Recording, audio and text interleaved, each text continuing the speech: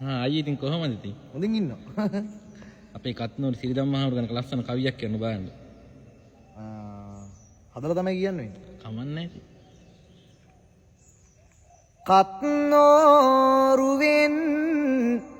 පෑයූපුන්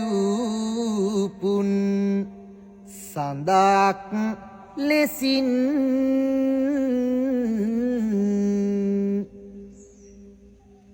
මිනිසුන් නිවන් පුරයට ඇත යොමා සවන්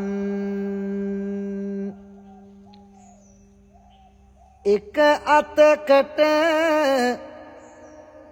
අරන් සෙනෙහස රැගෙන තුටින්